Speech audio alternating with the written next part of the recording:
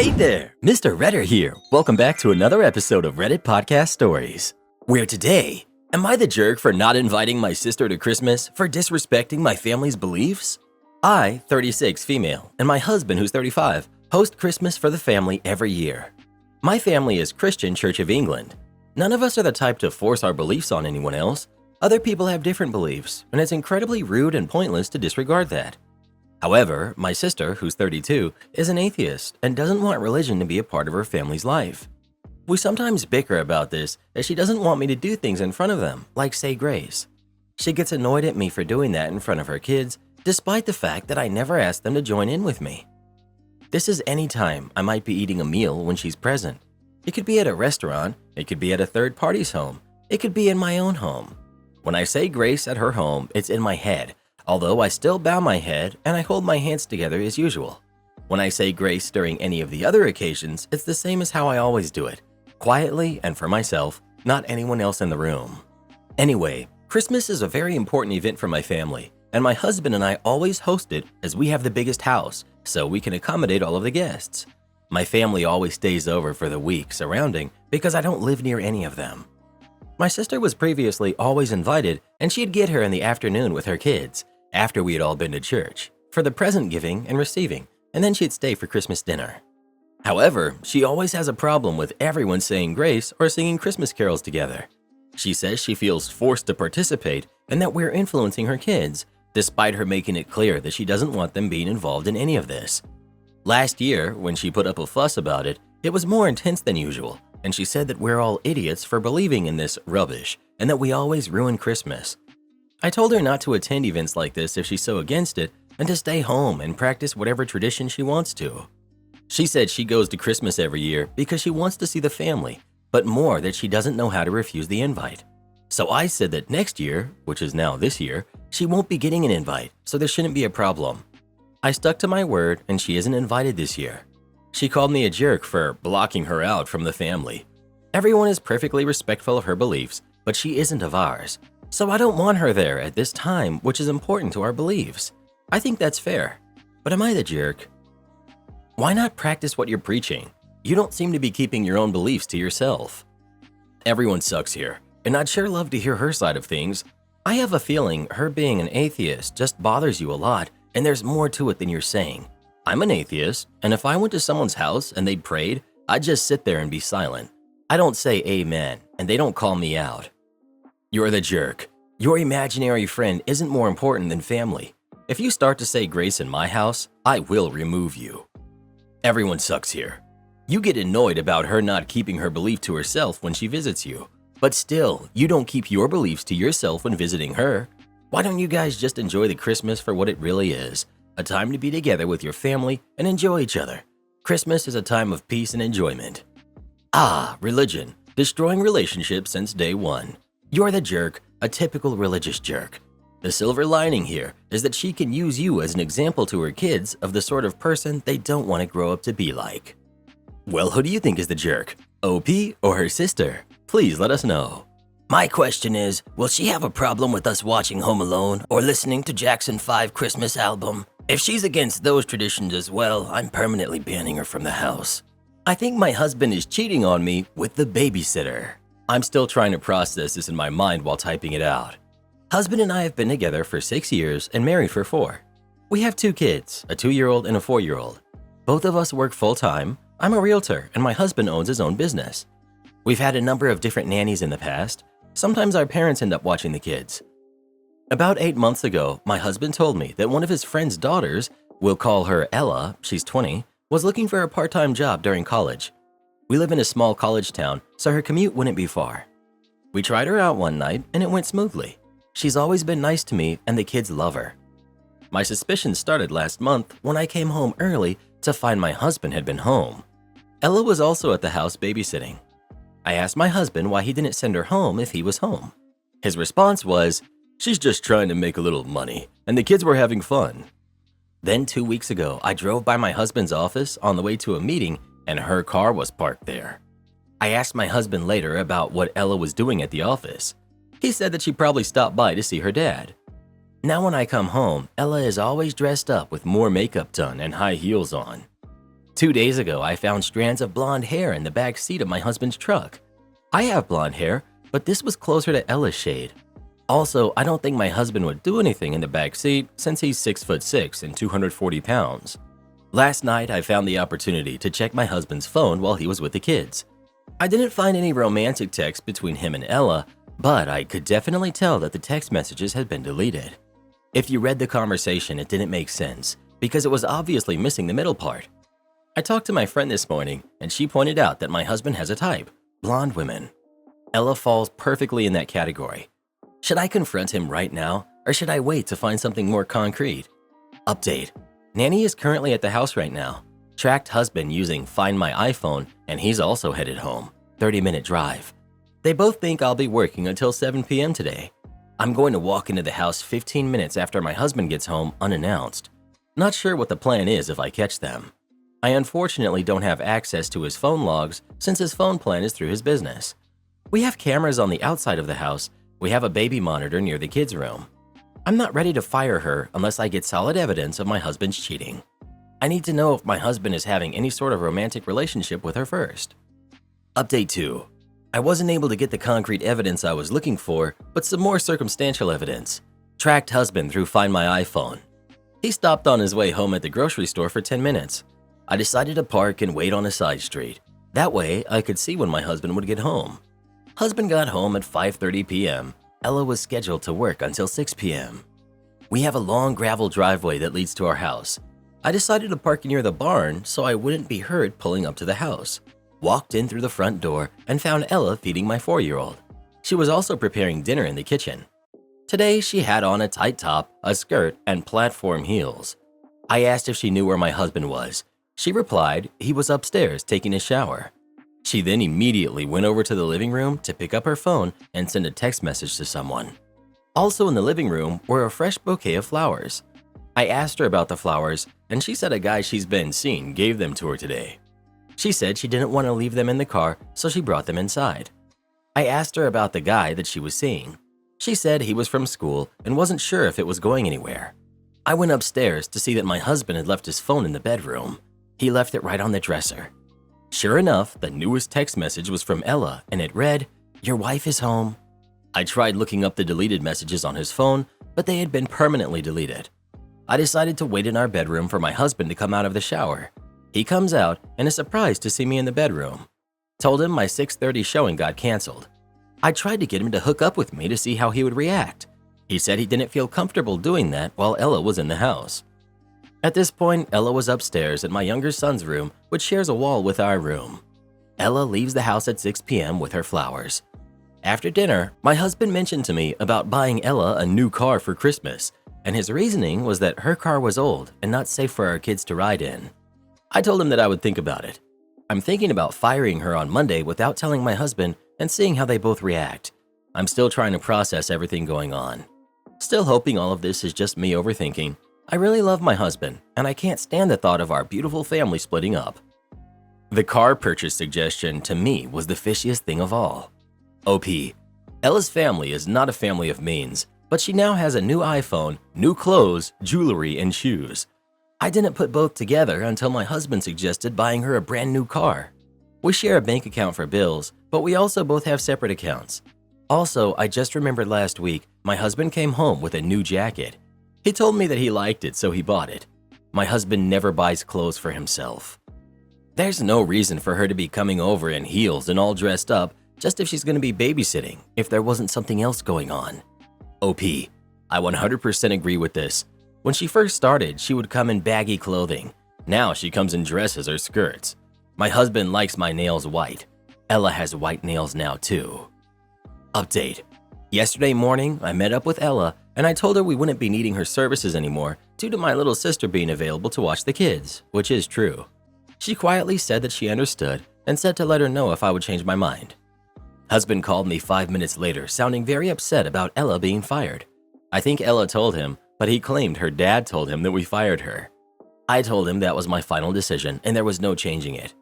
He came home 20 minutes later and asked me why I didn't talk to him first about firing her. I told him about everything I've noticed between them, from the text to the clothing attire that she wears. He denied everything and said it was all in my head.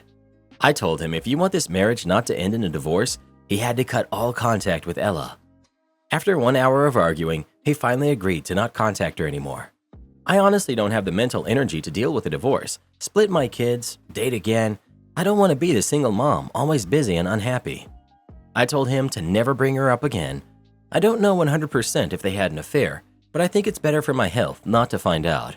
I think I'm going to quit my job and raise my kids, work on my marriage. I'm not sure if this was all because I've been working a lot of hours and have been distant from my husband. Thanks again for all the support.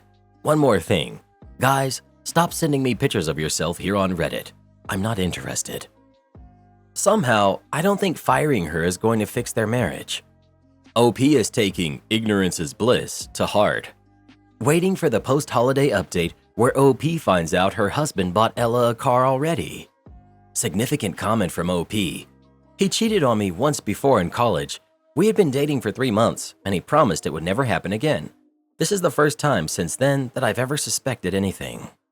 Well, who do you think is the jerk? OP or her husband? Please let us know. Once a cheater, always a cheater. Oh, come on, Karen, we're probably gonna get thumbs downs from you saying that. Yeah, from cheaters. My best friend ditched me on a vacation we spent years planning after her boyfriend proposed to her on the first night of our vacation. My best friend, let's call her Anne. She has a boyfriend who we'll call Mark. Originally, we were supposed to take this trip in early 2020, but that didn't happen due to lockdown.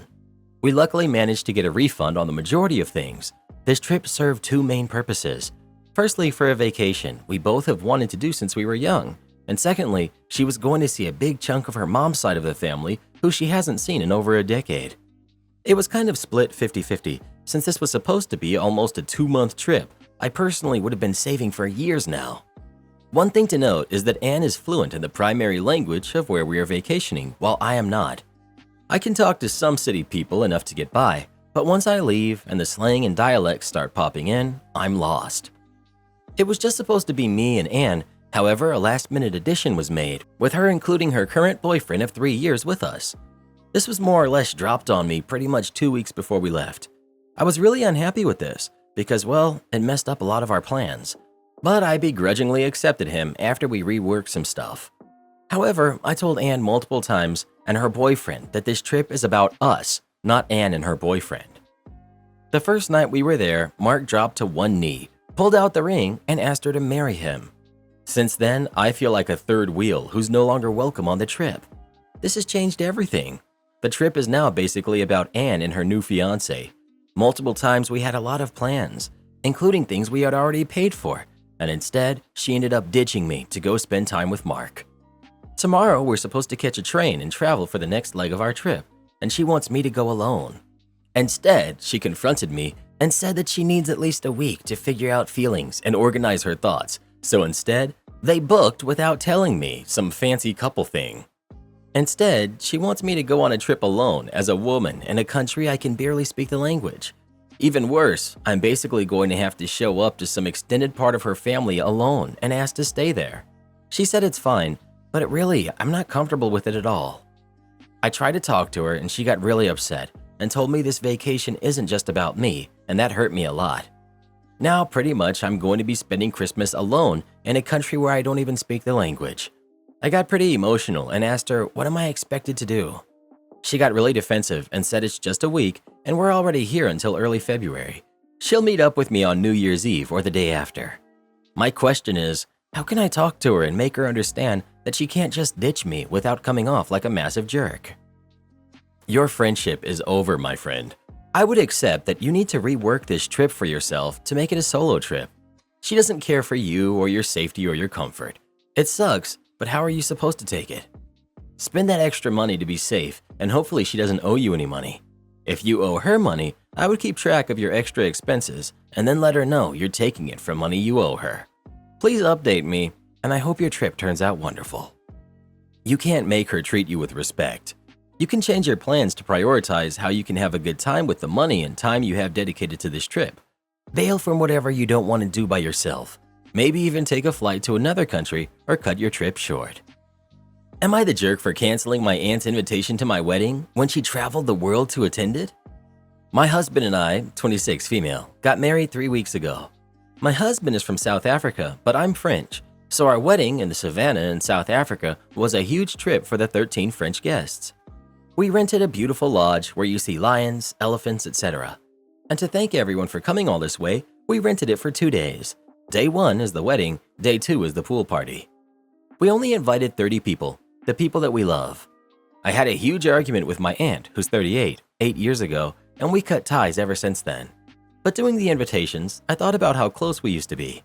I decided to invite her.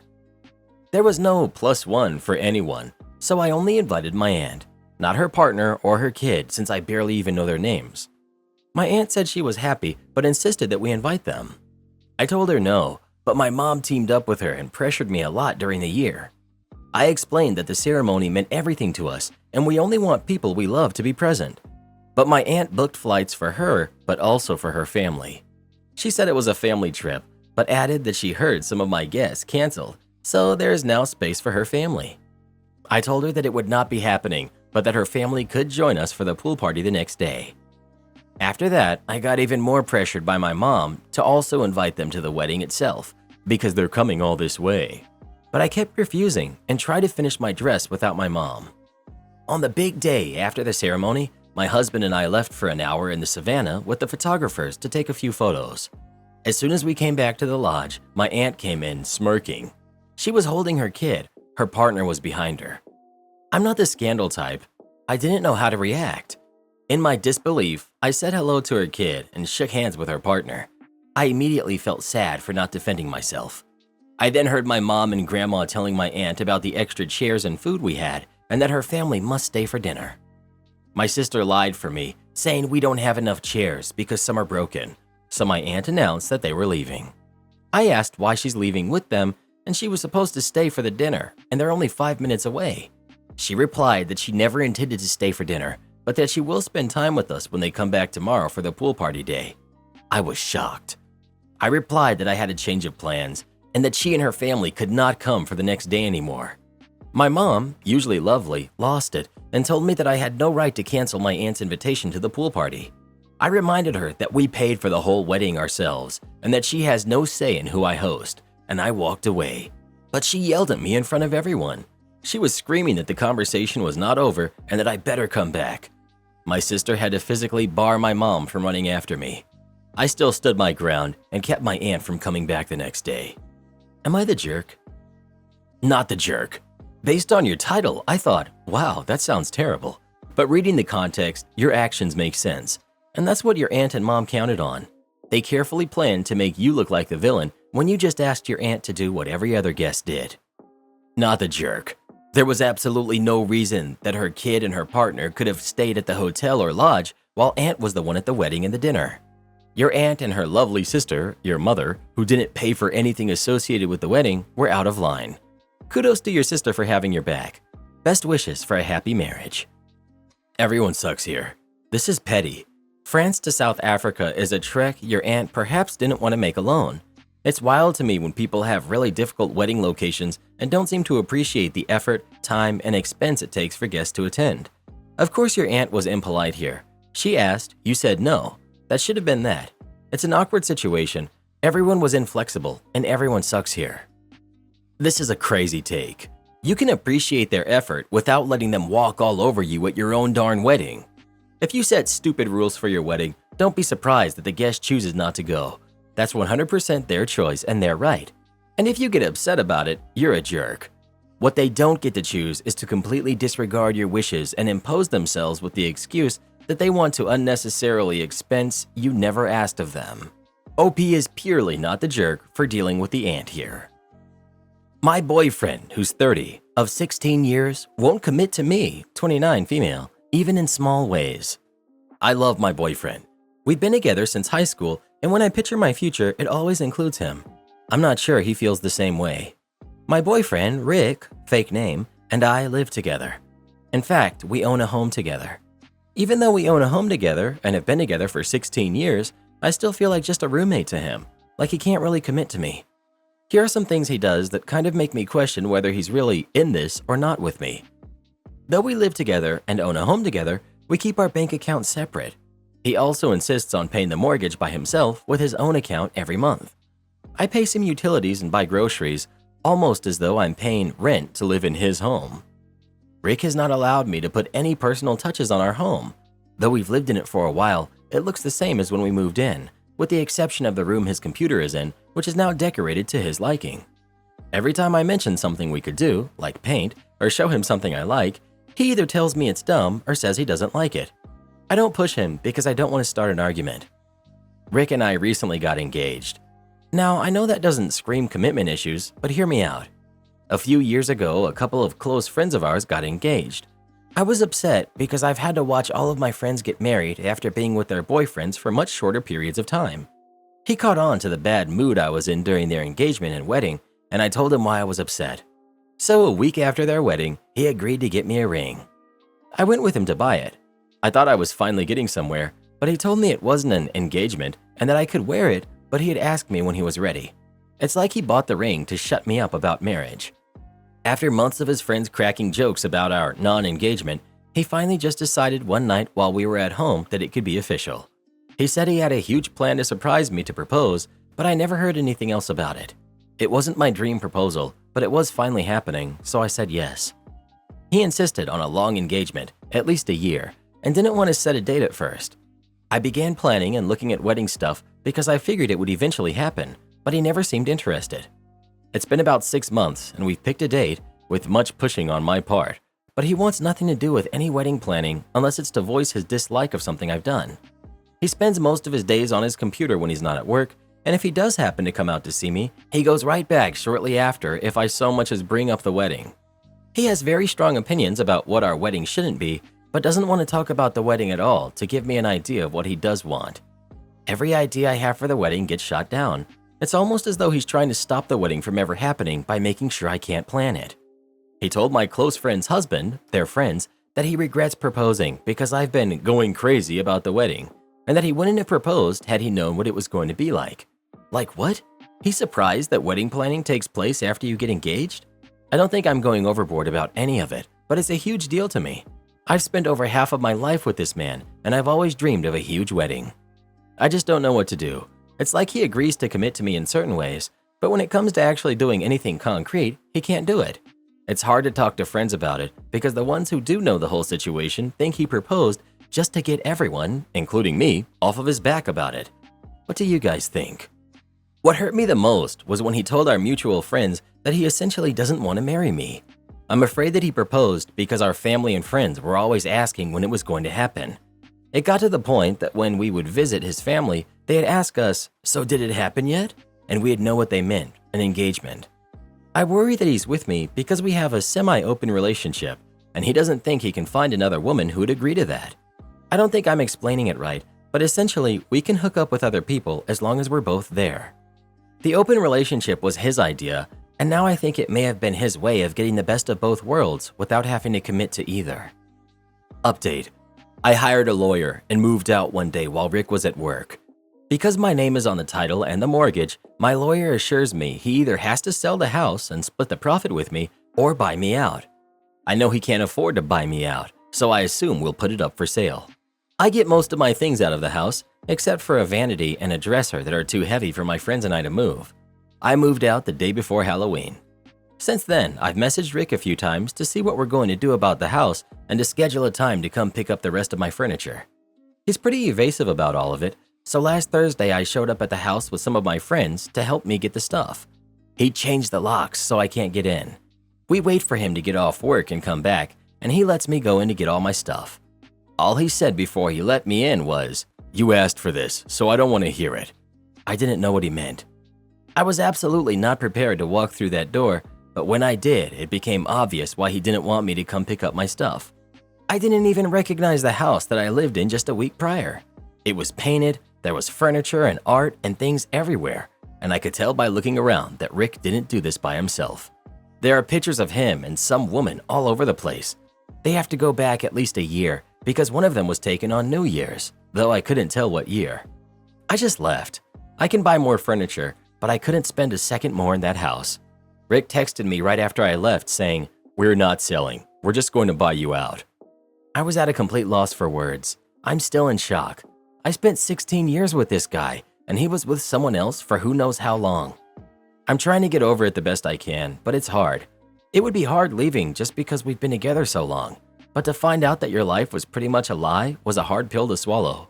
What hurts me even more is that for years, I tried to decorate my house to make it a home and he wouldn't let me. She couldn't have lived with him for more than a week and the house already looks different. I honestly don't know how I was so blind, but I'm glad I got out when I did, even if he did waste half of my life. Update. A lot of you have pointed out that my name would still be on the mortgage even if I sell. So I've decided not to sign the paperwork accepting the buyout. Rick was not okay with this and has been blowing up my phone ever since he found out, calling me names and saying that I was just trying to ruin his life because he was finally happy. I know we're both upset because they put a lot of effort into the home in the short time since I've left, and honestly, I kind of feel better that they won't be able to enjoy it.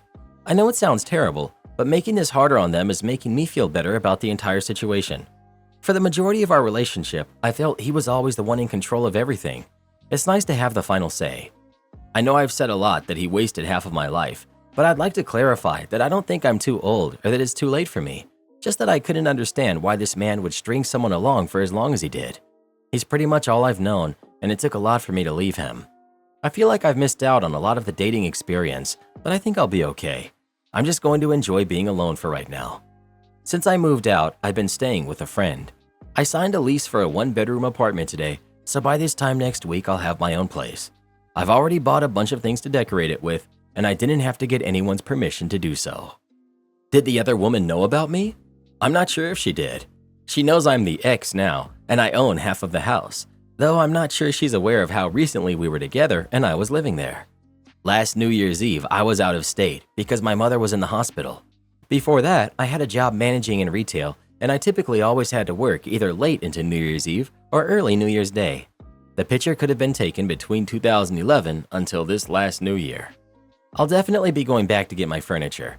I was just so shocked at the time that I couldn't be there. When I get really angry, I cry, and I didn't want to give him the satisfaction of seeing that. When told that as long as her name is on the mortgage, she can't be barred from the home. OP. I don't know why I didn't think of this. It didn't even cross my mind to mention to my lawyer that he's been preventing me access to a home that I own. I'm definitely going to speak to my lawyer about making sure I get a new key and making sure she can no longer live there. I don't care how vindictive that sounds. I've earned the right to be a little vindictive. How does one even have the energy to keep going like this? Fighting so hard to make sure she doesn't know and fighting so that she can't personalize anything. To keep a relationship that doesn't make you happy while knowing you're just kicking the can down the road. Meanwhile, keeping a full relationship on the side. He was always waiting for her to break up with him. What I don't understand is why he didn't just do it himself.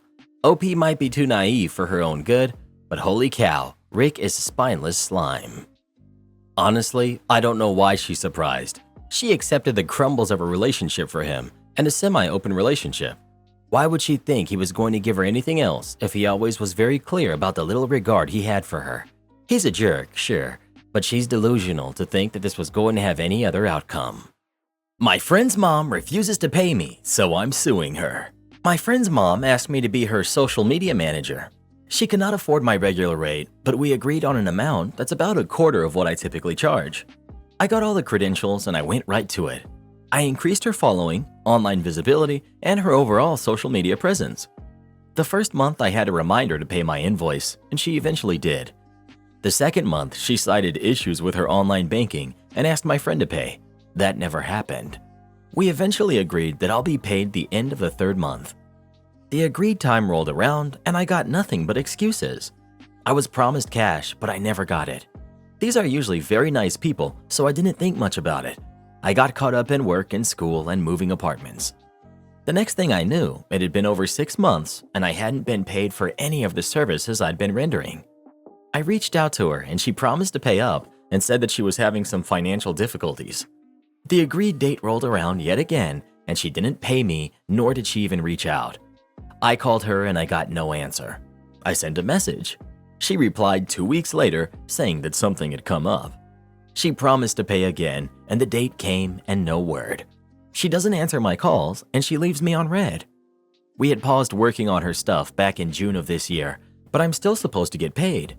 I've asked my friend twice to ask her to pay me. Now my question is, would I be the jerk for suing my friend's mom? Edit to answer some questions. 1. Sadly, there is no contract. I was naive and trusting. She's usually very nice and seemingly honest, and I thought she had integrity. 2. I'm owed for 7 months' work. I accept my part in this, but I was busy, and in the back of my mind, I'll have a lump sum to pay towards an upcoming expense that I had. Everything was good until I tried to settle the invoices. 3. We did agree on a payment plan. I haven't even been trying to collect the full amount. All this back and forth has been for 2 out of 7 installments owed. 4. She's not broke. She lives in a nice suburb, drives a nice car. Her bills are paid. She spoils her kids and her grandkids. Also, any advice on how to be less naive so I don't get taken advantage of anymore? I have a hard time saying no. Edit 2. By sue, I meant small claims court. It's not enough to warrant hiring a lawyer, but it's my money and I want it. It could pay for a vacation weekend, a semester in school, rent and utilities for a month, plus a trip to Costco. Not the jerk, but be prepared to lose the friend. Not the jerk. Best option is to explain to the friend what has happened and specifically show them the amount of hours that you worked on it. Explain that you need paying for these hours, as like all of us, you have bills to pay, and that if you don't, then you may need to take drastic action. That way, the friend may be able to do something, and at least will understand. Not the jerk, but seek legal advice before suing. A strongly worded legal letter may be enough to show her that you're serious. Well, what would you do in this situation? Would you sue your friend's mom or not? Please let us know. If I complete our agreed upon work and you refuse to pay me, darn right you're getting sued. My manager told me to take a break, so I did. I currently work at a Mexican chain here in Australia. A few months back, we had this really bad manager who was doing a placement at our store while her store was undergoing repairs from flooding. She's the type of person who looks down on you because you're a worker and she's a manager. When I first started, I did an opening shift with her. I hadn't done one before, and I kept asking questions, which she kept getting annoyed at, and kept acting like I should know what I was doing and kept leaving her alone. She belittled me for not getting the meats out on time, aka 2 minutes past opening. She yelled at me because I didn't put coriander in our salsa when we were out of coriander. She yelled at me for putting too many beans on one burrito, despite me following the build guide. She had been yelling at me and treating me very badly all day to the point that I'd almost walked out and left her, but I kept my cool. It's well known in the store that I have hip dysplasia, which in turn really hurts my lower back, so I have to sit down for a few minutes and rest it. Afterwards, I'm usually fine. It's on my file, and the store manager has always been fine with it as long as it's not during a rush. That day was an especially bad day, so after around 5 hours on my feet, my back was really starting to ache. So I asked her if I could sit down for a few minutes to rest as the busy period had passed. Manager: Why? Can't you just work? Me: I have hip dysplasia, so I need to sit for at least 5 minutes. The store manager has always been fine with it. Manager: That doesn't even make any sense. No, you can't sit down. Me: I'm in a lot of pain. All I need is 5 minutes. I'll come back out if it gets busy. No, I don't pay you to sit down. Go take your break instead, 30 minutes, and don't come back until you're done complaining. So I made myself some lunch and sat down in our dining room. About 5 minutes later, the busiest rush of a lifetime came through the door. We were still a reasonably new store and hype was high, so I'm talking a line going out of the door and it kept growing. My manager's face turned white as she started serving people who are ordering large amounts of food per person. She gave me these looks of distress, asking for my help with her eyes. Cue my malicious compliance. I sat on my phone, looking as relaxed as humanly possible, taking very big and dramatic mouthfuls of my food while watching YouTube very loudly. I had customers ask me if I could hop behind the counter, but I simply said, I'm sorry. My manager sent me on break and said not to come back until I'm done complaining about my back problems, and I'm still very sore. She stared daggers at me, but I just kept eating my lunch. Customers started getting angry at her for not moving fast enough to keep up with the demand, but she knows she can't blame me because of what she said earlier, so she just keeps apologizing. She was running around the back to get salads from the fridge, swapping meats around, getting new sauces, basically things that a second employee is meant to be there to help with, all while customers kept complaining. I just sat and watched, smirking as she clearly regretted not just letting me sit down for 5 minutes, otherwise I would have been there to help. When the rush finally ended about 40 minutes later, I clocked back on and said, "Thanks for the extended break. My back feels so much better now," which incited many glares in my direction. I didn't have to serve even one of the probably 40 to 50 customers that came through the door. She treated me better after that and is now always her kindest self when she's around me, so I call that a win. Luckily, her store was repaired and she went back there. People said I was a jerk for this, but I don't care. Next week will be my final shift at that store, and I'm very thankful I'll never have to be under her management again. Am I the jerk for telling my parents they still don't have a biological grandkid? I have 3 adopted kids, and my parents have so far been good grandparents to them. They've never mentioned to me or my husband, or to the kids, anything about having a problem that I adopted instead of having biological kids. My brother and his wife have a 3-month-old son who was conceived with a donor. I know this because my brother's wife talked to me about it, but my parents were not aware. They treated my nephew the same as they treated my kids when they were babies, so I've never been concerned that my kids would be seen as lesser because they're adopted while my nephew was supposedly their biological grandkid. This is why I was so surprised and confused that my parents have been talking about how excited they are to have their first Christmas with their biological grandkid, and that they did a big expensive holiday photo shoot with my brother, his wife, and his son, something they've never done with my kids. They were the ones who suggested it to my brother. It's not like it's just because he asked and I didn't. The weirdest part was that they casually mentioned some of the things they bought for my nephew for Christmas.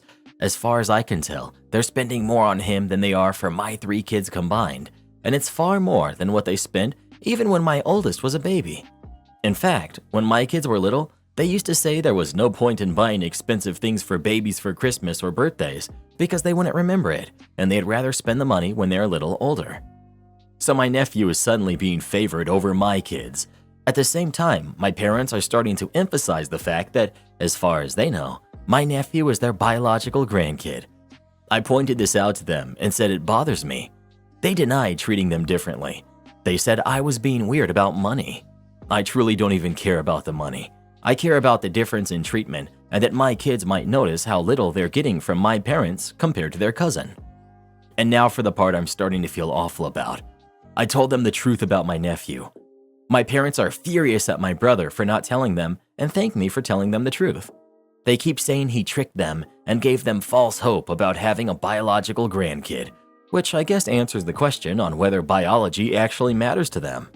My husband says I did the right thing because it removed all the lies and secrets, and if they didn't care, it wouldn't matter. But if they did care, they deserve to know. My brother says it wasn't my secret to tell, and I jeopardized his son's relationship with our parents.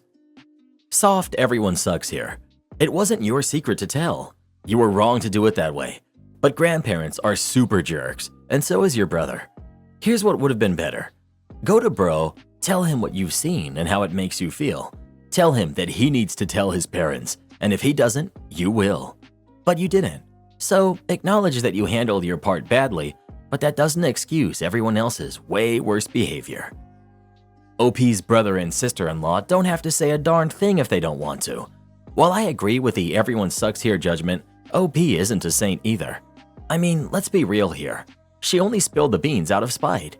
She spoke about a very sensitive topic instead of tearing her parents a new one and going low contact or no contact to show that she means business. If the situation was that bad, that would have been a reasonable option. Not the jerk. I'm prepared to be downvoted, but I'm willing to bet brother knew exactly how your parents felt about your kids and withheld the truth from them because he knew how they'd react.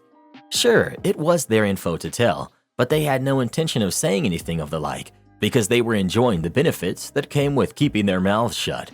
Your brother did not care that you or your kids were being treated differently or unfairly because he wasn't on the receiving end. Now that he is, he cares about privacy. Your actions might have been sus, but that doesn't make you the jerk here. Your brother, however, is. He was willing to do his own son a disservice by setting him up with a false relationship with his grandparents while teaching him that your kids were okay to be treated as less than. Nah, he got his just desserts. He just didn't count on eating them this soon. Well, who do you think is the jerk? OP or their brother or their parents? Please let us know. If you're using a donor and you don't want people to know, don't tell anyone because you know they're not going to end up keeping it a secret for you. Do this next. Tap here on your screen to come see our new podcast playlist, where you'll find thousands of hours of the best stories you've ever heard. Or tap the one on the right. That episode is specifically just for you, based on other videos you've enjoyed the most.